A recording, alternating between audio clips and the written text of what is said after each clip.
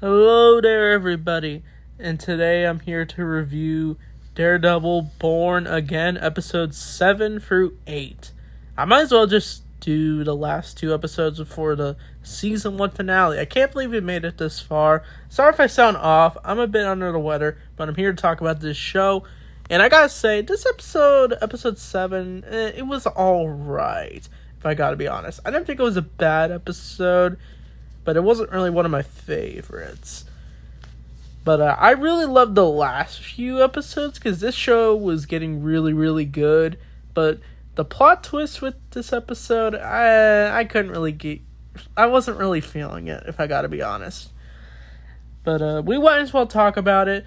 This is where apparently Muse, the serial killer, is still out there. But Daredevil has rescued the White Tiger's niece, a daughter. Sorry if I got it wrong, but apparently Muse is still out there. We're finding out who he is, apparently, and things are getting spicy for Wilson Fisk and Vanessa, as Vanessa is becoming a little more aggressive, where the Kingpin is trying to have a stable relationship with her, but it's some reason it's just not going well, as they have a prisoner who knows their dark secrets, and we see what happens to him the next episode, but it's just a bunch of wild things happening throughout this whole episode. It's mainly Matt going up against Muse, who has kidnapped the marriage counselors of Vanessa and Fisk's marriage counseling. But apparently we find out who it is. Spoilers, it's the guy. It's revealed to be the guy from Wednesday. So if spoilers from Wednesday, the villain is revealed to be Tyler, who's revealed to be the Hive. But in this show, he's revealed to be Muse. And I guess they're both known for playing emo characters, or dark, creepy characters who are serial killers. And I wasn't really feeling the plot twist because I honestly thought it was going to be someone else. But I just accept it for whatever it is. But Matt does save her by knocking out Muse, who has put on the costume after he knocked out the therapist.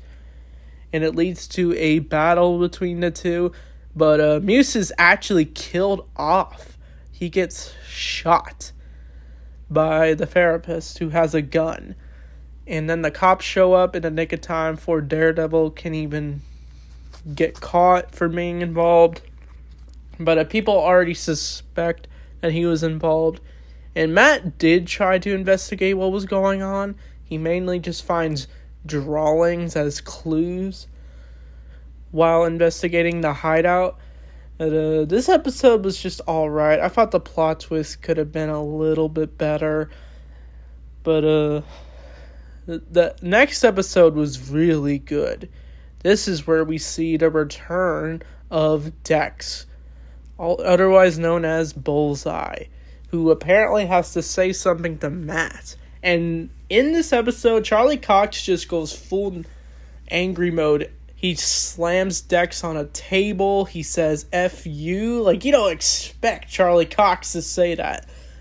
Especially in this show. Because this show is actually getting away with a lot of swearing.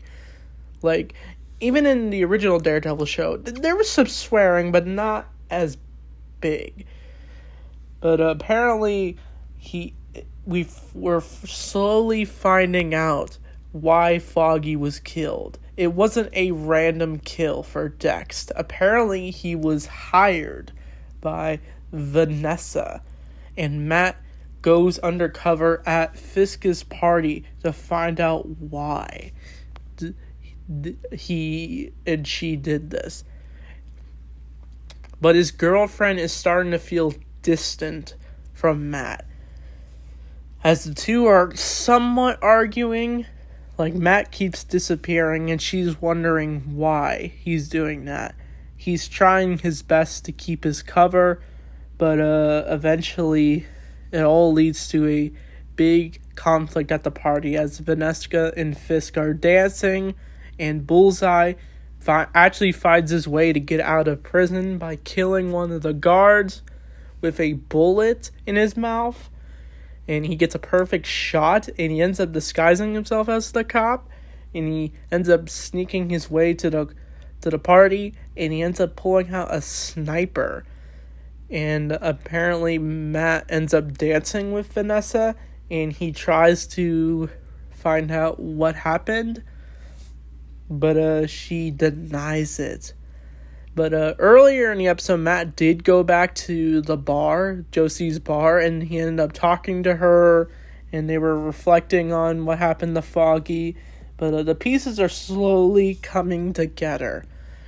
As before that happens, Bullseye ends up trying to assassinate the Kingpin, and Matt ends up taking the shot. He gets shot in the shoulder, so I think he's going to be okay. He's obviously going to survive since, he's the main character and we're getting a season 2.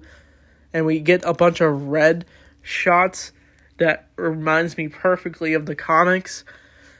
And that's the coolest cliffhangers. But I still think Foggy is still out there. They confirmed that he's coming back for season 2 for some reason. It could be flashbacks, but unfortunately, this could actually be the unfortunate death of Foggy Nelson.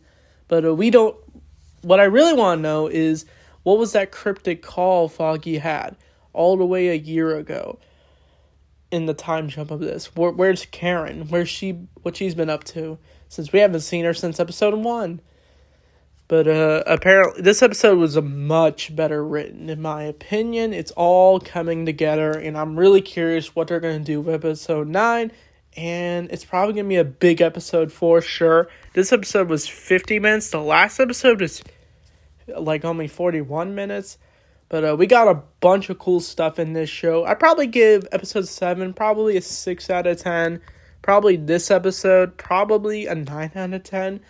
But I can't wait to talk about the finale. It's going to be super exciting. So with that being said, thanks for watching, and I'll see you all next time.